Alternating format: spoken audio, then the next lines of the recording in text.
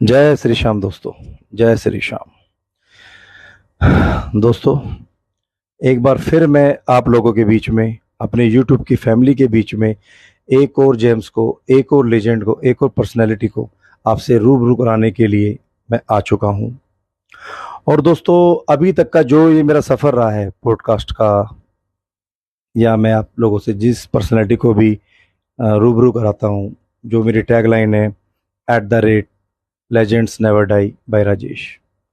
तो दोस्तों, मेरा मकसद सिर्फ यही है कि उन छुपे हुए जेम्स को, उन छुपे हुए लीजेंड्स को आप लोगों से रूबरू कराना है और आप लोगों के सामने मुझे उन चेहरों को लेकर आना है। हेलो दोस्तों, मेरा नाम रेनू है और मैं उत्तराखंड से हूँ।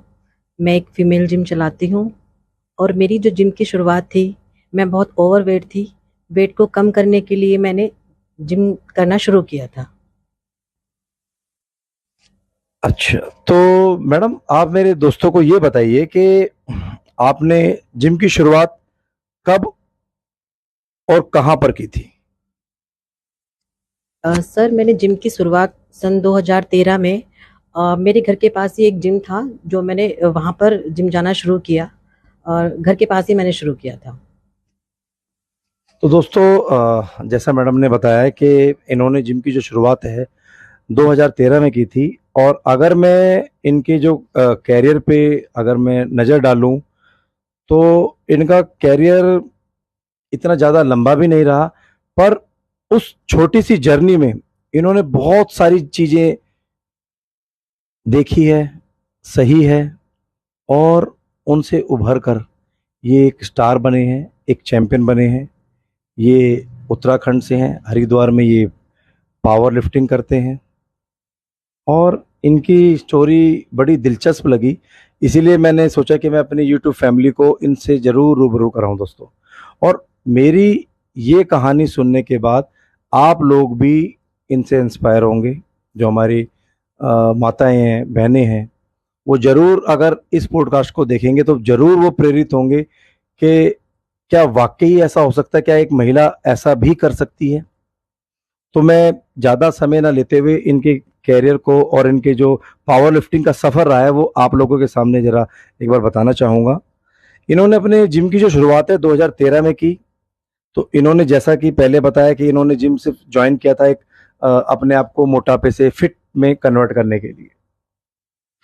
सन 2018 में इन्होंने पहली बार उत्तराखंड का कंपटीशन जीता पावर लिफ्टिंग में, जहां पर इन्होंने गोल्ड मेडल प्राप्त किया। वहीं 2018 में ही इनका सिलेक्शन नॉर्थ इंडिया चैंपियनशिप के लिए हुआ, वहां पर भी इन्होंने गोल्ड मेडल हासिल किया। फिर 2019 में मिस्टर उत्तराखंड दोबारा खेले, वहां गोल्ड मेडल भी लिया, प्लस वहां पर स्ट्रॉन्ग वुमेन का खिताब भी इन्होंने अपने नाम किया। तो दोस्तों, यहाँ एक बड़ी दिलचस्प बात है कि जब इन्होंने 2019 की ये चैंपियनशिप खेली, ये सिर्फ 5 महीने 5 महीने का इनका बेबी था, जो कि इनका सेकंड बेबी था, और 5 मंथ का इनका सिजेरियन ऑपरेशन हुआ था बस। और 5 मंथ बाद इन्होंने ये चैंपियनशिप खेली और जीती, और वहां पर स्ट्रॉन्ग वुमेन का खिताब भी इन्होंने अपने नाम किया। फिर 2020 में ये उत्तराखंड और उसके बाद हरिद्वार, सभी जगह इन्होंने गोल्ड मेडल हासिल किया। 2020 में ही इनका सिलेक्शन नेशनल के लिए हुआ, वहां पर भी इन्होंने सिल्वर मेडल प्राप्त किया। फिर दोस्तों, 2021 का टाइम आया। 2021 में मई में इनके साथ एक दुर्घट घटना हो गई और इनके पति का स्वर्गवास हो गया था मई 2021 में। 2021 में मई में इनके पति का स्वर्गवास होने के बाद इन्होंने अगस्त में उत्तराखंड पावर लिफ्टिंग चैंपियनशिप खेली और वहां पर इन्होंने गोल्ड मेडल हासिल किया।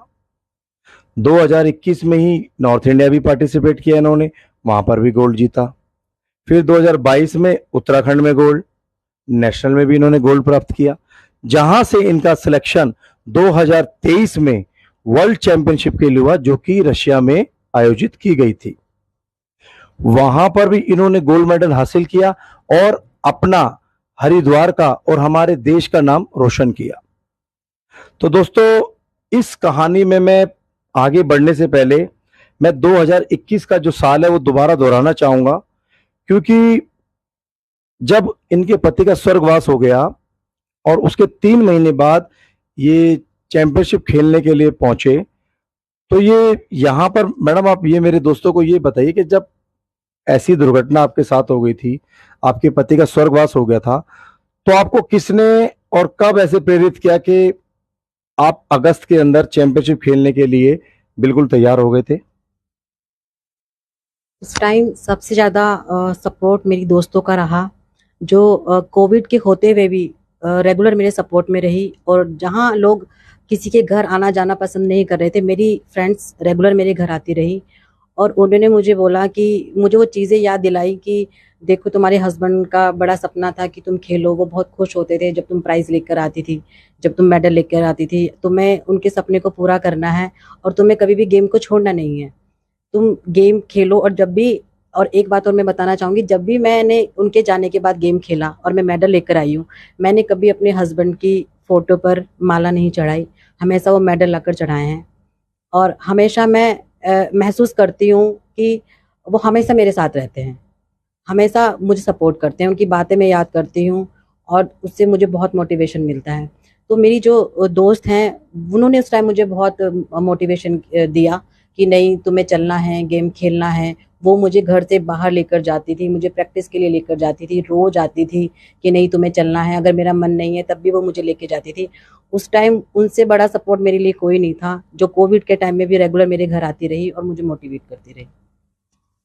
तो मैडम आप मेरे दोस्तों को ये बताइए कि जिस दौरान आपके साथ ये हादसा हो गया था, उस वक्त आपके दोस्तों ने आपकी मदद की, फिर आपने प्रैक्टिस को कैसे मैनेज किया? आपने अपने 2 छोटे बच्चे, आपने बताया कि आपके 2 छोटे बच्चे हैं, 2 बेटे हैं आपके, तो आपने घर को और प्रैक्टिस को कैसे मैनेज किया? मतलब आपके परिवार में कोई और था जो आपके बच्चों को देखता था? मतलब आपने इन चीज़ों को कैसे संभाला और अपने आप को आपने कैसे मतलब कि इतना बूस्ट किया कि आप एक पावर लिफ्टिंग चैंपियन बने और आज आप एक वर्ल्ड चैंपियन हैं? तो ये सफ़र जो आपका रहा, तो उसमें आपके मददगार कौन रहे? ये इस टाइम मुझे बहुत दिक्कत हुई मैनेज करने के लिए। और घर में कोई ऐसा भाई बहन भी नहीं था कि आके मेरे पास रह सके। मेरी मम्मी हस्बैंड की डेथ के बाद खुद वो डिप्रेशन में पहुंच गई थी और वो 3-4 महीने बिल्कुल हॉस्पिटल में रही।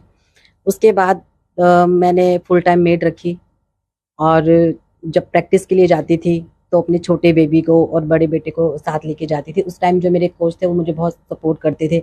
कभी उन्होंने नहीं बोला नहीं कि छोटे बच्चे को लेकर नहीं आना है। तो वो हमेशा कहते थे कि नहीं मैम आपको करना है। अगर आपको कोई भी प्रॉब्लम, ऐसा सोचने की ज़रूरत नहीं है कि आपको आपको बच्चे को नहीं लेकर आ सकते। आपको जब भी टाइम मिले, कोई मेरे लिए टाइम की बाउंडेशन नहीं थी। वो हमेशा बोलते थे कि जब भी आपको टाइम मिले आप आ सकते हो, आप बच्चों को लेकर आ सकते हो, हम आपके पूरे सपोर्ट में हैं। तो उस टाइम उन्होंने मुझे बहुत सपोर्ट किया।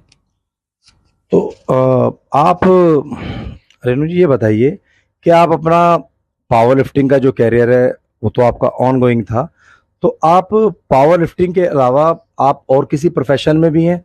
आपने कोई और मतलब कि कोई एक्स्ट्रा एक्टिविटी में भी आपने पार्टिसिपेट किया, या आपने कोई और आपका अगर जो टैलेंट हो पावर लिफ्टिंग के अलावा जो आप उसको कंटिन्यू करते हो, या आपने जो उसमें अचीवमेंट की हो, तो वो भी मेरे दोस्तों को आप बताना चाहेंगे? मैं पावर लिफ्टिंग से पहले मैं मॉडलिंग कंपटीशन करती थी। मैंने कुछ हरियाणवी सॉन्ग्स भी किए हैं, कुछ सीरियल्स भी किए हैं। मैंने कथक से 5th ईयर किया है। ये चीज़ें मेरी पावर लिफ्टिंग से पहले कंटिन्यू थी। लेकिन जब मैं पावर लिफ्टिंग में आई तो पावर लिफ्टिंग की मुझे ऐसी लत लगी कि मैंने सब चीज़ें पीछे छोड़ दी और पावर लिफ्टिंग में मैं कंटिन्यू रही। तो इसके अलावा जैसे आप अपना घर चलाने के लिए आप अपना जिम रन कर रहे हैं, तो उसके साथ साथ कोई और आपका कोई और पैशन भी है, कोई और बिजनेस भी है जिससे आप अपनी आमदनी का जरिया आपने बनाया हो, या जो आपने स्टार्टिंग से कोई ऐसा काम, कोई हुनर आपने सीखा हो पावर लिफ्टिंग से पहले या बिफोर मैरिज? जी हाँ सर, मैं एक पार्लर चलाती हूँ, जो कि चलाते हुए मुझे 22 साल हो गए हैं। और उसके साथ-साथ उससे पहले मैं बच्चों को डांस भी सिखाती थी। तो डांस सिखाना तो मैंने बंद कर दिया, लेकिन मेरा पार्लर और जिम वो कंटिन्यू है सर। तो मैडम आप जिस दौरान आप अभी हम एक बड़ी चैंपियनशिप की ही बात करेंगे। आप जैसे कि आपने हमारे देश का नाम रोशन किया है, आप वर्ल्ड चैंपियन बन के आए हैं रशिया से। तो ये बताइए, जब आप यहाँ से रशिया गए थे तो रशिया में तो बहुत लैंग्वेज की प्रॉब्लम आती है, क्योंकि वहाँ तो इंग्लिश उतनी बोली नहीं जाती है, बहुत कम यूज़ करते हैं, इतना तो हम सभी जानते ही हैं। तो जब आप यहाँ से टीम आपकी रशिया पहुंची, तो रशिया में आपको किन कठिनाइयों का सामना करना पड़ा, और अगर कोई कठिनाइयां आई तो उसके लिए आपके मार्गदर्शन कौन बने, और आपको चैंपियनशिप से लेके वापस इंडिया तक लाने में किनका सहयोग रहा? सर, रशिया जाने पर इतनी ज़्यादा दिक्कत हुई ना, लैंग्वेज की दिक्कत हुई और खाने की दिक्कत हुई। और उसमें जो हमारे साथ हमारे टीम लीडर गए थे, गुलाटी सर, उनका बहुत ज़्यादा सपोर्ट था हम लोगों को। हमें लगा ही नहीं कि हम ऐसे किसी के साथ जा रहे हैं, बिल्कुल फैमिली की तरह वो हमारे साथ रहे और बहुत ज़्यादा सपोर्ट उन्होंने हमें किया। तो मैडम आप अर्जुन गुलाटी सर हैं जो, उनके बारे में बात कर रहे हैं, वो उत्तराखंड के वो जनरल सेक्रेटरी भी हैं शायद। अच्छा अच्छा। तो मैडम आप ये बताइए कि इस वर्ल्ड चैंपियनशिप की तैयारी के लिए इस दौरान आपने काफ़ी कड़ी मेहनत की होगी।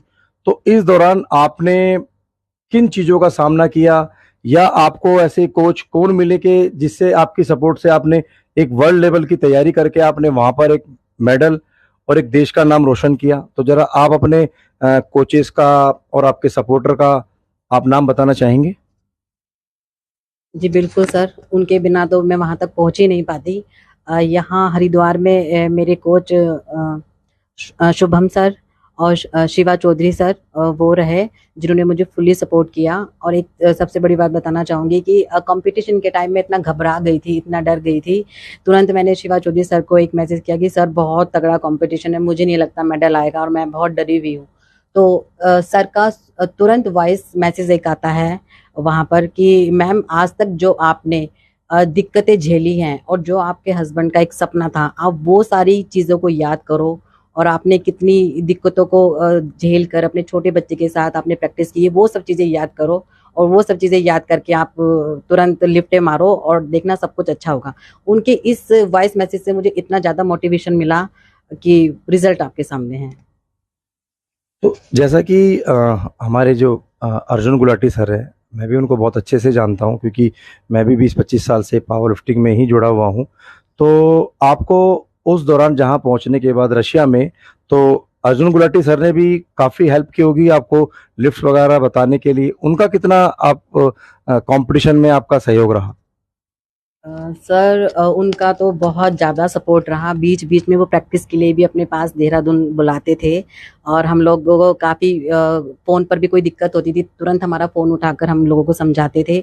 और वहाँ जाने के लिए तो हम लोग तो दूसरे देश में थे, उनकी इतनी ज़्यादा हेल्प रही। हम लोगों का रहना, खाना पीना, मतलब हर चीज़ एक फैमिली मेम्बर की तरह हम उन्होंने हमें ट्रीट किया। और कंपटीशन के टाइम एक पैर पे बिल्कुल खड़े रहे। यहाँ एक बच्चे की लिफ्ट चल रही है, वहाँ दूसरे बच्चे की लिफ्ट चल रही है, हर जगह हर बच्चे की लिफ्ट अलग अलग प्लेटफॉर्म पे चल रही थी, लेकिन वो रेगुलर सबके साथ खड़े रहे। और बहुत ज़्यादा ही सपोर्ट उनका रहा हमारे साथ। तो दोस्तों, देखा, कहते हैं कि गुरु बिना ज्ञान अधूरा। जो अर्जुन सर ने यहाँ से इंडिया की जो टीम लेकर गए, उनके साथ बिल्कुल कंधे से कंधा मिलाकर और इनको बूस्ट करते रहे। ये वहां पर मैं आप लोगों को बताना चाहता हूँ, ये तो अपने वेट कैटेगरी में गोल्ड मेडल लेकर आए हैं। साथ ही साथ अर्जुन गुलाटी सर जो टीम लेकर गए थे, वो वहां से वर्ल्ड चैंपियनशिप की ओवरऑल ट्रॉफी भी अपने नाम करके लाए हैं। तो दोस्तों, हमारे देश के नाम अब वर्ल्ड चैंपियनशिप का खिताब भी हमारे पास ही है पावर लिफ्टिंग में, जो कि अर्जुन सर की वजह से ही ये पूरा हो पाया। और उनका एक जो मार्गदर्शन है, उससे ये चैंपियन हमारे बीच में आज बैठे हैं, जिन्हें मैं जेम्स और लेजेंड का बिल्कुल दर्जा दूंगा इन्हें, क्योंकि लेजेंड्स नेवर डाइज। तो ये जो इनका जज्बा है, जो इनके साथ हादसा हुआ, उस हादसे से निपटने के बावजूद, अपनी फिजिकल प्रॉब्लम होने के बावजूद, जैसा कि मैंने आपको पहले बीच में बताया था कि इनको जो सेकंड बेबी है वो ऑपरेशन से हुआ था। ऑपरेशन के 5 महीने बाद ही ये ऑन फ्लोर ऑन कंपटीशन पहुंच चुके थे। तो ये इनका जज्बा ही था। और फिर इनके पति का देहांत होने के बाद उनके सपने को खुद जी के एक वर्ल्ड चैंपियन बन के पूरा करना, ये एक औरत के लिए बड़ा एक सम्मान की बात है। तो यही चीजें एक बूस्ट करती है हमारी माताओं को, बहनों को, कि एक कामयाब और आदमी के पीछे औरत का हाथ होता है। कि अगर औरत के पीछे अगर काउंट किया जाए तो आदमी अगर रहे ना रहे, अगर उसके लिए दिल में प्यार है, जज्बात है, तो उसका हाथ एक हादसे के बाद ना होने के बावजूद भी इनके साथ रहा। तो दोस्तों मैं ये कहता हूं कि ये जो कपल गोल है, एक जो इन दोनों ने एक सपना सोचा था कि नेशनल में मेडल आ गया, अब कभी एक इंटरनेशनल में भी एक मेडल आ जाए, तो वो सपना इन्होंने उनके जाने के बाद पूरा किया और हर परिस्थितियों में अपने आप को साबित किया कि सिंगल लेडी कभी भी सिंगल नहीं होती, उनके साथ भगवान रहता है, उनके पति उनके साथ हमेशा रहते हैं, जैसा कि इन्होंने बताया। तो ये बहुत बड़ी बात है। तो ये मेरे लिए एक लीजेंड है। आज मेरी फैमिली में, यूट्यूब की फैमिली में, मैं इतने टाइम से मैं पॉडकास्ट कर रहा हूँ और आज मेरे पास महिला एक पावर लिफ्टर जो मुझे मिले हैं, जो हरिद्वार से हैं, तो ये मुझे भी एक गर्व महसूस करा रहे हैं। इस पॉडकास्ट के बाद मुझे भी बहुत अच्छा लग रहा है कि एक महिला होते हुए इन्होंने वर्ल्ड चैंपियन का खिताब अपने नाम किया, हमारे देश को रोशन किया, नाम को। तो ये बड़ी बात है।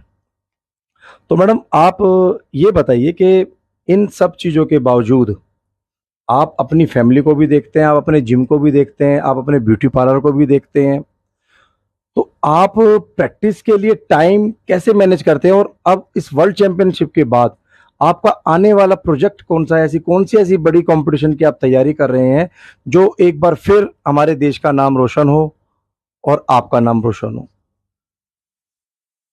सर मैनेज करना तो बहुत मुश्किल होता है, चाहे मेरा खाना छूटे या फिर कभी कभी क्लाइंट्स को भी टाइम नहीं दे पाती मैं ब्यूटी पार्लर में, लेकिन मैं प्रैक्टिस को कभी नहीं छोड़ती। मैं अपनी लाइफ में एक्सरसाइज को बहुत ज़्यादा वैल्यू देती हूँ, क्योंकि मेरे को ऐसी माइग्रेन की दिक्कत और सर्वाइकल की दिक्कत थी, एक वेट तो बढ़ा हुआ था ही, लेकिन एक्सरसाइज में रेगुलर रहने से मेरी ये सारी प्रॉब्लम दूर हो गई है। तो मैं चाहे कुछ भी छोड़ूं, लेकिन एक्सरसाइज को कभी नहीं छोड़ती। मैं कैसे भी करके, कुछ भी करके, अपने बच्चों को साथ ले जाके मैं एक्सरसाइज के लिए जरूर जाती हूँ और अपनी प्रैक्टिस को रेगुलर रखती हूँ। तो दोस्तों ये इनका जो कैरियर का ग्राफ रहा है, या जो इनकी पर्सनल अपनी एक कहानी रही है, वो आप लोगों को बहुत प्रेरित करेगी।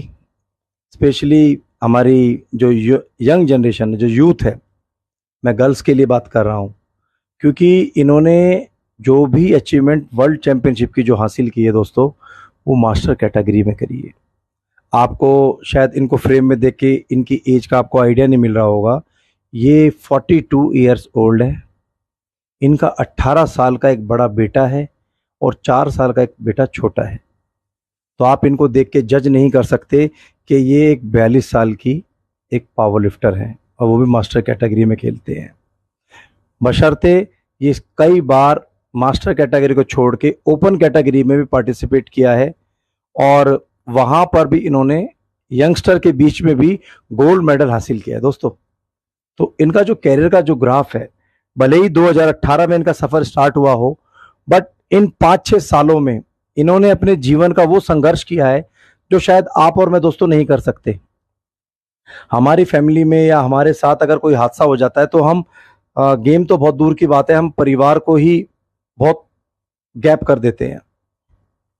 तो मेरी नज़र में ऐसे लोग एक जेम्स हैं, एक सितारे हैं, एक लेजेंड हैं, जिन्होंने अपने आप को हर परिस्थितियों में कमज़ोर नहीं होने दिया, अपने आप को एक स्ट्रॉन्ग पिलर बना के रखा, सेल्फ कॉन्फिडेंस रखा और इस मुकाम को हासिल किया। तो आज की बातों का मैं सिलसिला यहीं विराम करता हूं और आशा करता हूं कि आप लोग स्वस्थ रहें, खुश रहें। जय श्री श्याम।